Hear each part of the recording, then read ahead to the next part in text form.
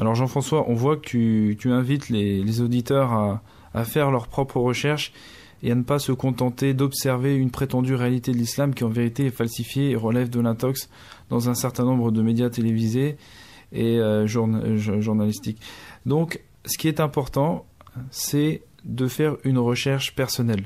Une recherche qui n'est pas conditionnée par un prisme médiatique précis, ni par TF1, ni par Marianne, ni par un certain nombre de journaux qui n'ont pas pour objectif de montrer un visage impartial de l'islam. Quels sont les fruits de cet islam? Quelles sont les belles personnalités qui se nourrissent, qui s'abreuvent à la source de l'islam, à la source des principes humanistes de l'excellence? Un conseil que l'on peut donner à tous les auditeurs, c'est ne regardez pas ce que font les musulmans, car ils sont de simples apprentis, ils sont des patients dans l'hôpital de Dieu, mais regardez ce que dit l'islam, parce qu'il y a une grande différence entre la théorie et la pratique. En aucun cas, le message initial de l'islam incite à nuire à autrui et à se nuire à soi-même, mais il incite à se dépasser pour faire le bien. Et donc, il faut faire une différence très très claire entre les rumeurs et le message. Donc toi, Jean-François, j'aimerais que tu continues à nous exposer la différence que tu as pu noter entre les musulmans lambda qui parfois ont un très mauvais comportement, et on peut comprendre d'une manière tout à fait légitime le climat islamophobe ou le climat raciste ou un certain nombre de préjugés qui naissent directement de personnes qui n'appliquent pas les commandements de la religion. En aucun cas on doit être vulgaire, en aucun cas on doit voler, en aucun cas on doit frapper les gens d'une manière gratuite. Ceci ne constitue pas le reflet de la vertu. Donc Jean-François, pourrais-tu nous éclairer à ce sujet sur la différence fondamentale entre l'islam par affiliation, l'islam culturel souvent qui est erroné, et la prise de décision et l'engagement personnel pour faire le bien et se réformer? Donc maintenant que ça fait un peu plus de 2 ans que je suis que j'essaye d'apprendre l'islam un peu plus tous les jours, je me rends compte que parmi les musulmans autour de moi, alors quand je dis musulmans, ce sont les personnes considérées comme musulmans, je pense plus particulièrement aux personnes d'origine maghrébine. C'est vrai qu'on a tendance à les considérer comme musulmans, comme on est français, on est belge, eux sont musulmans. Mais je me rends compte effectivement qu'il y en a beaucoup, je pense, parmi eux, qui ne connaissent pas vraiment leur religion. Donc à mon avis déjà qu'ils ne font peut-être pas la prière, et qui, je pense, ne lisent pas de livres, donc ne lisent pas le Coran ou de livres particuliers. Et au final, à partir du moment où on ne lit pas, on ne recherche pas ce qui est interdit, ce qui est obligatoire, ce qui est bien, ce qui n'est pas bien, et qu'on n'entretient pas sa foi, parce que le but de la prière, c'est de se rappeler Dieu le plus souvent possible.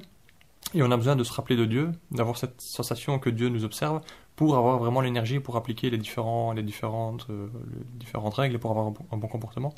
Donc j'ai l'impression qu'il y a beaucoup de personnes considérées comme musulmanes qui ne font pas cet effort de se rappeler, de faire comme si Dieu les observait. Et puis du coup, finalement, qu'est-ce qu'ils font? C'est que le mimétisme, ils se comportent un peu comme n'importe qui. Et voilà, donc certains ont peut-être un mauvais comportement, ou font des choses qui sont interdites en islam, mais ils ne le savent peut-être pas.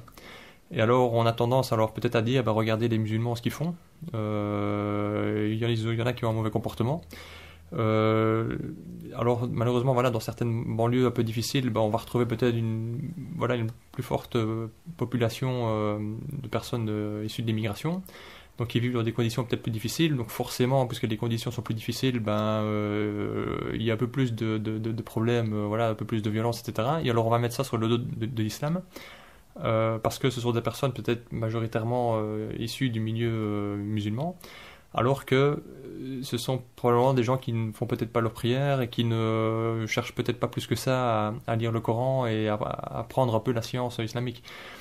Donc je pense qu'il y a une espèce d'amalgame qui est fait. Donc on va dire ils sont des musulmans et ils ont un mauvais comportement, alors que je pense qu'ils ne recherchent pas plus que ça à plaire à Allah, quoi. Et alors en plus je pense que c'est un peu exploité de façon malhonnête par les médias, qui aiment bien montrer cette image là de l'islam, quoi.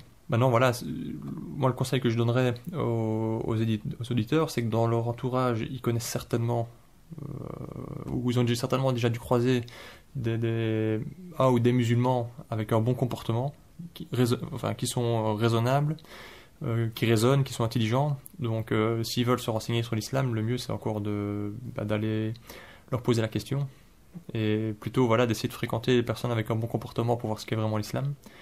Et c'est dommage que les médias peut-être ne fassent pas de temps en temps un peu des reportages sur ces personnes-là, quoi, pour vraiment montrer que l'islam c'est une religion du bien vivre ensemble et que c'est une religion universelle.